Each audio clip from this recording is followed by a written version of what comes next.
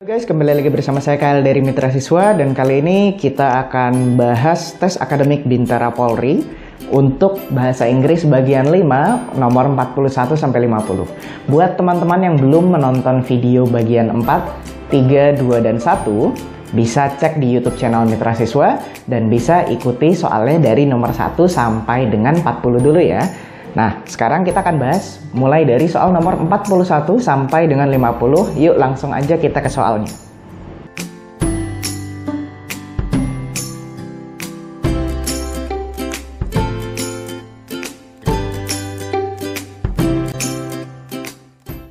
Sebelum melanjutkan, teman-teman bisa download soal latihan video ini di bagian deskripsi. Dan buat teman-teman yang memiliki laptop, akan lebih ideal untuk menonton video ini di laptop karena kebetulan untuk pembahasan soal kali ini teksnya lumayan panjang dan dikhawatirkan nanti teman-teman mungkin melihat teksnya terlalu kecil dan jadi tidak nyaman. Dan teman-teman disarankan untuk mengerjakan soal terlebih dahulu, lalu bisa melihat video ini untuk melihat pembahasan dan mengoreksi apakah jawaban teman-teman sudah sesuai atau belum. Baik, soal nomor 41 di sini seperti biasa teman-teman ada sebuah teks dan ada sebuah soal. Maka saya sangat menyarankan teman-teman buat yang belum tahu atau yang belum menonton video-video Mitra sebelumnya, tips untuk mengerjakan soal seperti ini itu adalah teman-teman bisa baca dulu soalnya, habis itu baru teman-teman baca teksnya. Supaya apa? Mungkin kalau teman-teman menemukan soal yang tidak mengharuskan teman-teman untuk membaca teks dari awal sampai akhir, teman-teman bisa menghemat waktu. Nah, di sini kita lihat nomor 41 yang ditanya adalah what is the third paragraph about? Jadi paragraf ketiga itu tentang apa sih? Nah, ini adalah salah satu contoh soal yang baru saja saya bicarakan. Kita tidak perlu membaca teksnya dari awal sampai akhir, tapi langsung aja skip ke paragraf ketiga. Berarti dari sini sampai sini. Ya, kita bisa langsung aja mulai. The first volume of these works was published in 1890.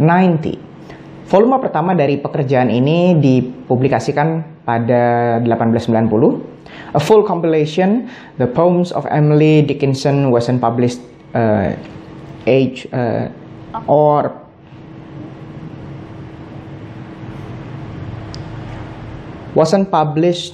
until 1955, though previous literation had been released. Emily Dickinson's stature as a writer soared from the first publication of her poems in their intended form.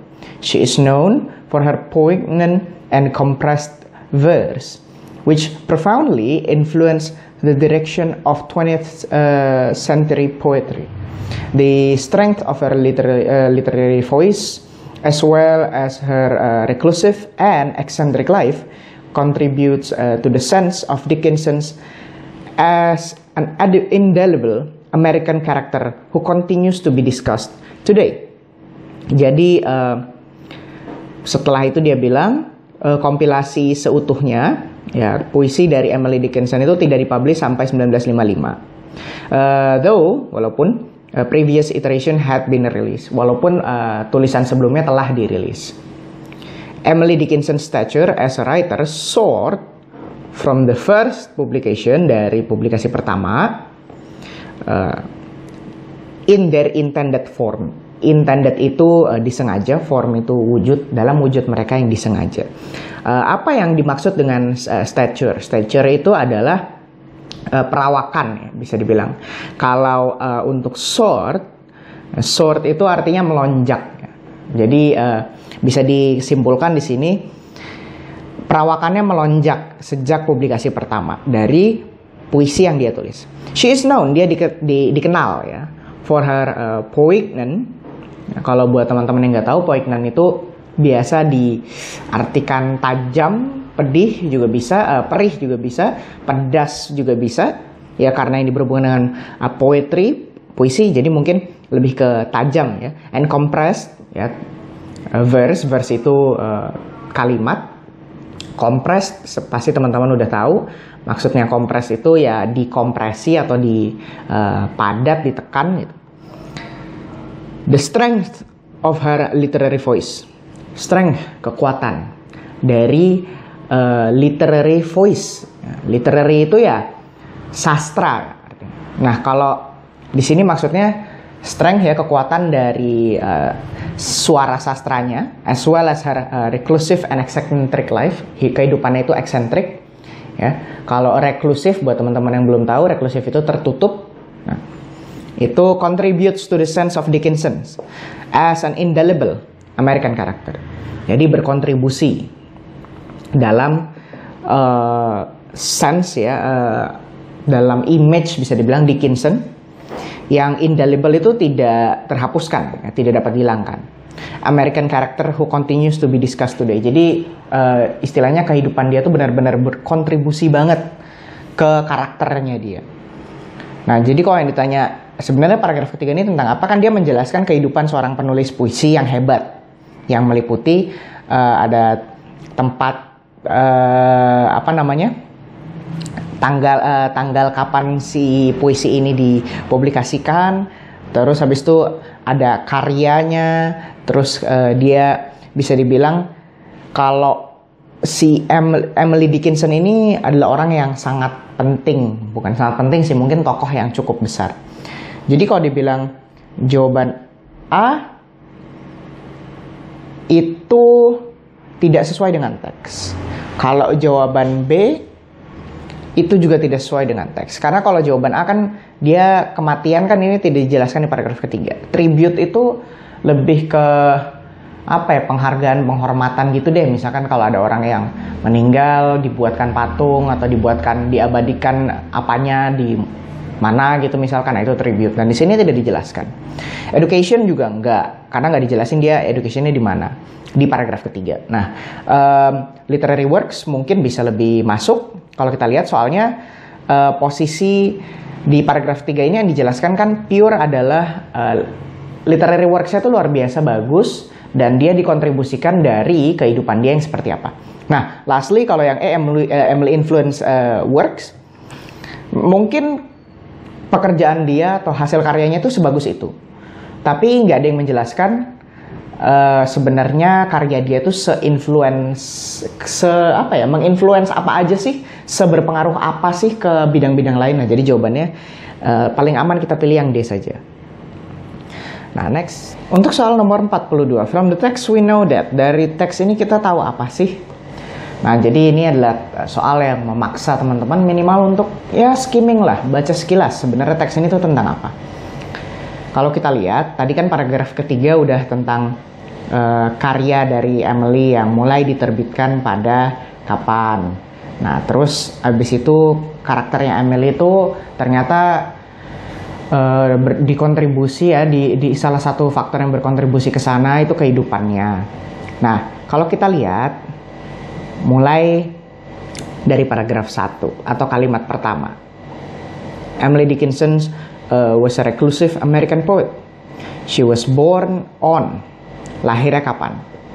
Di Amherst, Massachusetts.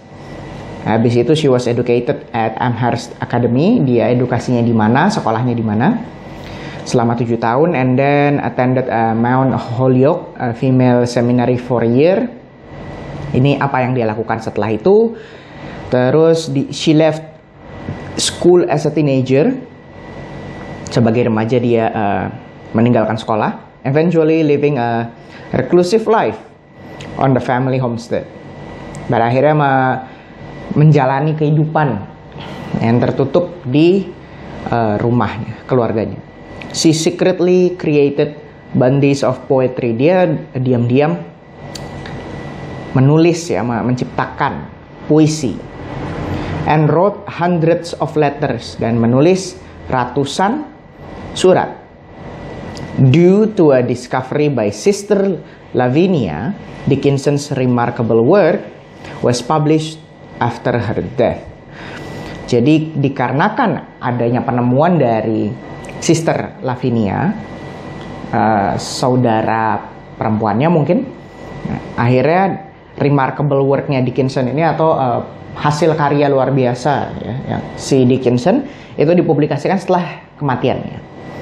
Jadi kalau dari kalimat paragraf kedua kan due to a discovery ini artinya kan ini ada sebuah penemuan yang ada karya yang luar biasa diterbitkan setelah yang menciptakannya mati. Jadi kalau kita lihat yang paling cocok tuh salah satunya adalah pilihan yang D. Emily's sister made Emily works famous. Karena memang karena ditemukan oleh saudarinya, akhirnya dipublikasikan. Kalau Emily died at a young age, dia meninggal pada umur 55, jadi nggak muda-muda banget ya kalau bisa dibilang. Terus habis itu pilihan B, Emily was a highly educated person, padahal baru dibilang kayak she left school as a teenager. Dia baru saja dikasih tahu bahwa meninggalkan sekolah saat remaja. Published her poem by herself, lah kan dia pas sudah meninggal baru dipublikasikan. Kalau yang E, work were influenced by her romance, hanya dibilang pekerjaannya atau karyanya itu di-influence oleh kehidupannya, tapi tidak dibilang oleh any kind of romance ya. Berarti jawabannya adalah yang D.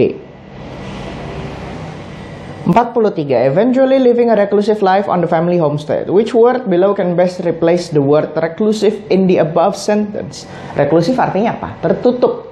Seperti yang saya jelaskan di soal nomor 41. Artinya jelas pilihannya adalah yang C ya teman-teman, isolated. Karena calm itu artinya tenang, simple itu artinya sederhana, pleasant itu artinya nikmat, luxurious itu artinya mewah. Berarti kita bisa langsung skip, jawabannya yang C aja. Soal nomor 44. How did Molly feel on her arrival at the top of the mountain? Nah, di sini teman-teman bisa coba tips and trick. Kan yang ditanya feel, bagaimana perasaan Molly ketika dia sampai di puncak gunung. Nah, berarti bisa coba scanning, teman-teman cari kata top of the mountain. Ya, jadi cari kata-kata puncak gunung. Di mana sih? Nah, kalau kita lihat kalimat-kalimat yang ada di paragraf 2 bilang she liked the house on top of the mountain because of the glittering golden windows. She went crazy for that glittering golden windows and started to hate her home more. Ada ya di paragraf kedua. Dimulai dari sini deh. Kalian bisa simpulkan bahwa si Molly ini tergila-gila karena adanya jendela emas yang glittering. Nah, setelah itu kalimat-kalimat di paragraf terakhir bilang she stood in front of the dirty house. In front of the house and saw the dirtiest house. Dia berdiri di depan rumah dan melihat rumah terkotor. In fact, the damaged castle with dark windows. Bahkan faktanya kastil yang rusak dengan windows atau jendela yang gelap. The golden windows she saw were in fact, faktanya adalah reflection of the dark and dirty windows. Jadi ada jendela gelap dan kotor yang refleksinya itu terlihat seperti emas yang glittering, yang berkilau. Nah, dari situ kita bisa lihat selanjutnya dia bilang hal itu menunjukkan bahwa ia terkejut, betul? Karena kalau kita lihat di paragraf-paragraf sebelumnya, si Molly ini kan tergila-gila banget, pengen banget ke sana. Nah, begitu dia sampai, dia berdiri di depan rumah itu, ya penjelasannya mulai dari sini, sampai suddenly she looked at her home. Tiba-tiba dia melihat ke rumahnya. A window in hers was shining like gold. Jadi pas dia lihat ke rumahnya, jendela di rumahnya tuh berkilau seperti emas. The truth was she lived in her dream home, the home with beautiful golden windows. Nah, jadi kata-kata suddenly ini menunjukkan bahwa ada unsur surprise, ya, terkejut. Maka kalau melihat dia yang tergila-gila, terus akhirnya kesampaian untuk nyamperin, pas nyampe ternyata seperti itu, maka paling cocok itu jawabannya yang shock, ya, D teman-teman. Kalau afraid itu kan takut, kalau worried itu khawatir, Kalau queer itu aneh, kalau pleased itu terkesima, ya, atau senang. Berarti jawabannya udah jelas shock ya. Next. Nah, soal nomor 45. What would happen if Molly never visited her dream house on the top of the mountain? Jadi, apa yang akan terjadi kalau si Molly ini tidak datang dan mengunjungi rumah yang ada di puncak gunung itu? Kalau kita pelajari, ceritanya Molly ini tinggal di small beautiful town, di kota yang kecil dan indah. Her tiny house, ya, rumah kecilnya was constructed on the banks of a beautiful river. Jadi rumahnya itu dibangun di sungai, ya, pinggir sungai yang indah, near a mountain, dekat gunung. She was the only daughter for her parents. Dia satu-satunya anak perempuan untuk orang tuanya. Although they weren't very rich, they lived happily. Walaupun mereka tidak begitu kaya, mereka hidup dengan bahagia. So basically dia ini hidup mungkin sederhana, but everything was fine, everything is good. Sampai pada akhirnya muncul di paragraf 2 kan, Molly did not like her house very much. She felt that the house was too small and not very neat. She liked the house on top of the mountain. Dia nggak suka sama rumahnya sendiri, soalnya kecil. Kalau dibandingin sama yang ada di puncak gunung sana, dengan jendelanya yang glittering, ya, yang berkilau seperti emas. Nah, dia lebih suka dengan rumah yang ada di situ. Ternyata pas dia sampai, rumahnya nggak sesuai dengan ekspektasi dia, betul kan? Nah, maka kalau dia tidak pernah datang ke sana, bisa dibilang ya dia akan tetap membenci rumahnya forever. Dia sadar bahwa dia tinggal di rumah yang bagus, yang oke, fine, ya itu karena dia menyadari bahwa oh ternyata rumah yang dia pengen samperin, pengen dia tinggalin itu tidak sesuai ekspektasi. Rumah dia lebih bagus ternyata. Nah, berarti jawaban yang paling cocok itulah B. She would still dream to have that house. Dia akan terus bermimpi, dia akan terus merasa bahwa someday, suatu hari saya harus tinggal di sana atau saya harus ke sana. Karena kan dia nggak pernah ke sana. Dia akan terus compare, membandingkan rumah dia dengan rumah yang dianggap dia impikan. Nah, kalau yang A, she would know that house became dirty, ya nggak mungkin dong, kan dia nggak samperin. Gimana dia mau tahu rumahnya kotor? Kalau C, she would leave her small house to live in that house. Maybe, but I don't think that is the case. Kan dia akan meninggalkan rumah kecilnya untuk tinggal di sana. Sebelum ke sana, ya dia harus bermimpi dulu dong untuk tinggal di rumah itu. Berarti jawaban B lebih dulu daripada jawaban C. Yang D, she would look for another house with golden windows. Maybe, bisa jadi. Tapi kayak ini terlalu imajinatif dan tidak cocok dengan pesan moral yang berusaha disampaikan nggak sih teman-teman? Kalau she would realize that her house was better than that house. Kebalik, kalau dia udah samperin ke sana, dia udah lihat, baru dia tahu rumah dia ternyata lebih bagus daripada rumah yang selama ini dia impikan. Jawabannya berarti yang B. Oke, untuk soal nomor 46, what can we learn from the story? Apa sih yang bisa kita pelajari dari ceritanya? Oke, singkat aja teman-teman. Kan ada rumah kecil, kita tinggal di rumah kecil, sederhana, tempat tinggalnya di sekitar kita lumayan bagus, rapi. Terus kita ngelihat ada rumah yang di atas gunung, jendelanya kayak emas, glittering, berkilau. Terus kita mau ke sana. Sedangkan pas kita sampai ke sana, rumahnya buluk, dan ternyata yang jendela kayak emas itu cuman jendela kotor yang gelap yang terrefleksi pantulan cahaya. Ya berarti simpelnya, kalau dalam bahasa Indonesia kan kita ya syukurilah apa yang kita punya gitu kan. We should appreciate what we have. Berarti jawaban paling cocok itu udah jelas yang C. We should be grateful. Grateful itu kan bersyukur. For what we have, untuk apa yang kita punya. Kalau we should appreciate others, how? Di sini tidak ada penjelasan tentang apakah di situ ada orang lain. Kalaupun ada orang lain, bagaimana interaksinya dengan Molly? Tidak ada. Kalau B, we should be brave to face challenging. Brave, berani untuk menghadapi tantangan. What challenge here? Tidak ada challenge apapun di sini, dan tidak ada any kind of story yang membuat Molly ini harus benar-benar brave banget. Yang D, we should work hard to achieve success. Kita harus kerja keras untuk mendapatkan kesuksesan. Kalau E, we should be honest to the other. Kita harus jujur ke orang lain. Nggak cocok. Paling cocok udah yang C. Next. Patuju, which of the following is the purpose of the text? Jadi apa sih tujuan dari teks ini ditulis? Nah, kalau begini teman-teman harus baca dulu teksnya.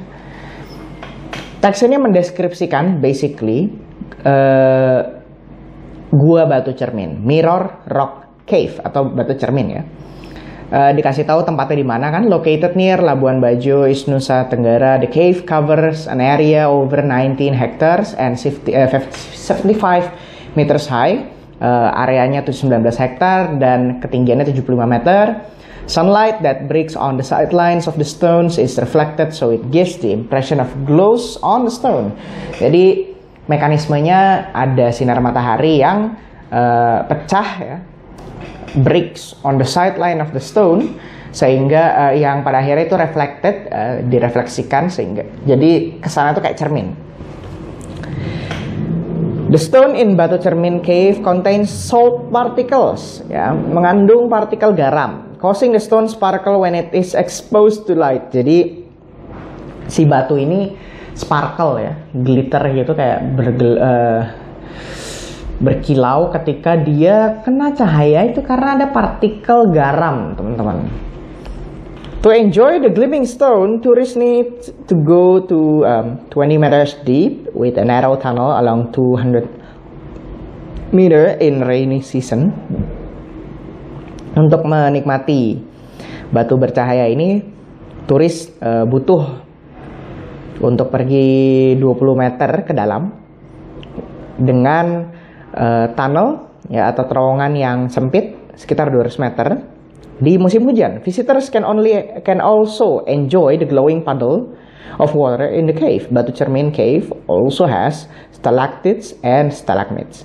Kita juga bisa menikmati glowing puddle. Puddle itu kayak kolam kecil gitu ya, atau genangan air gitu bisa dibilang juga, yang glowing ya, yang bersinar.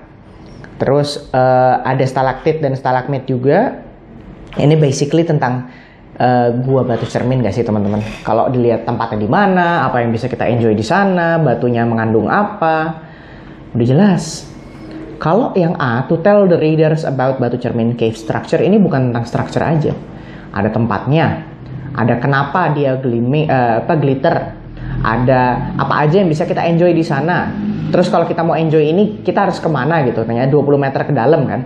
Nanti bukan cuma structure. Kalau B, to describe Batu Cermin Cave structure,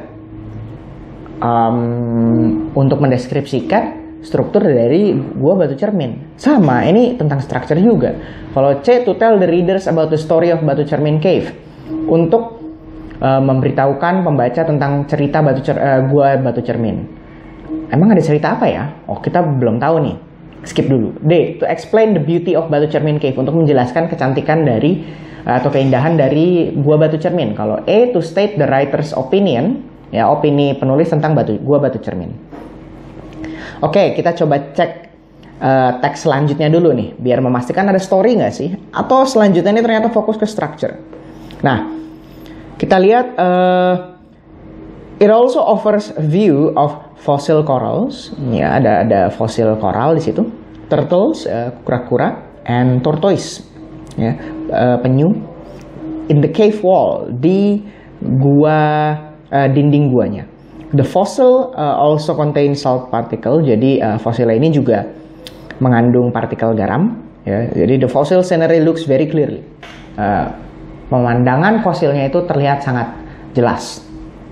There are a wide, long rock formation which close to the incoming sunlight. Ada formasi batu putih yang panjang yang dekat dengan sinar matahari yang akan datang. This cave is also enlivened by the presence of animals such as bats, spiders, and crickets. Wow, guanya juga dihidupi oleh keberadaan kelelawar, laba-laba, dan juga crickets atau bisa dibilang jangkrik. The low sunlight in the cave caused the cave quite humid. Ya, karena sinarnya rendah jadi cukup lembab. Hamid itu lembab. Therefore, a tour is limited only to 10 participants only for 30 minutes. Dibatasi. Turisnya cuma boleh 10 orang selama 30 menit. Then they should alternate with the other visitor. Jadi harus gantian sama pengunjung lain. The visitor must not touch the stone in the cave, because if it is touch human hand, it will lose salt particles and not sparkle again. Nggak boleh dipegang. Kenapa nggak boleh dipegang? Karena nanti akan kehilangan partikel garamnya, sehingga dia akan tidak sparkling atau tidak glittering lagi. Maka kalau opini penulis tidak, kalau struktur enggak juga. Maka paling cocok yaitu explain, untuk menjelaskan beauty, ya, keindahan dari gua Batu Cermin. Karena dia memberitahu kan, oh ini ada apa aja yang bisa kita nikmati. Batunya itu terdiri dari atau memiliki partikel garam sehingga bisa berkilau, bisa kita nikmati, and stuff like that. Kalau struktur itu lebih ke dia selain luas dan tinggi, dia juga harus membahas di dalam tuh strukturnya seperti apa. Terus habis itu mungkin struktur sekitarnya seperti apa. Kalau saya rasa kurang cocok ya kalau memang ini dibilang membahas tentang struktur. Oke, next ke soal nomor 48. From the text we know that. Nah, dari teks kita tahu apa nih? Cek aja langsung jawabannya. Tadi kan kita udah baca teksnya sampai habis. The visitors can see fossils in the cave walls. Bisa dibilang oke, betul, karena memang ada kan fosil tadi, the kura-kura, penyu. B, a tour through the cave is limited only to 30 participants. Enggak, partisipannya 10, waktunya 30 menit. Berarti B salah. C, the visitors are forbidden to visit the cave in the rainy season. Loh, justru pas rainy season kita harus berkunjung. Kan dibilang tadi di teks kan? Di bagian sini nih. Nah, next, yang D, the visitors can enjoy the gleaming stone in the entrance cave. Oh, bukan di bagian entrance atau bagian pintu masuk gua, tapi 20 meter ke dalam dulu kita harus masuk. Kalau E, there are black long rock formation which close to incoming sunlight. Ini harusnya white, bukan black. Berarti jawabannya jelas, yang A ya teman-teman. Next ke 49.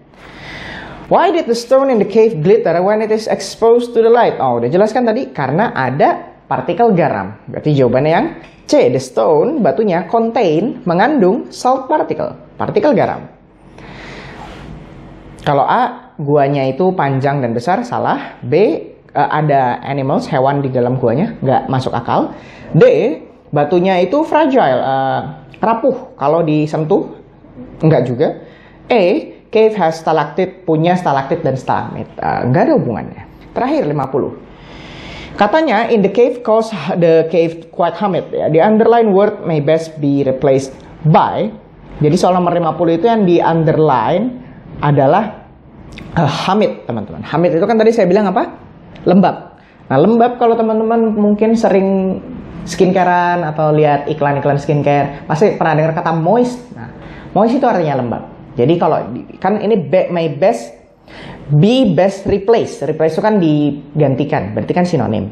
Nah, jawabannya moist kalau dry itu kering, hot itu panas, cool itu dingin, dark itu gelap. Oke. Itu adalah akhir sesi pembahasan kita pada video bagian kelima kali ini. Buat teman-teman yang belum menonton video-video sebelumnya, saya sarankan untuk menonton semuanya sampai selesai, sehingga bisa mendapatkan penjelasan yang lebih holistik. Dan apabila teman-teman merasa terbantu, ya seperti biasa, dimohon untuk like, share, dan juga subscribe ke YouTube channel Mitra Siswa. Dan jangan lupa nantikan video-video pembahasan soal selanjutnya di YouTube channel kita, bisa aktifkan notifikasi. Kalau begitu sampai di sini saja pembahasan video kali ini. Mitra Siswa, Dare to Dream, Grab the Future.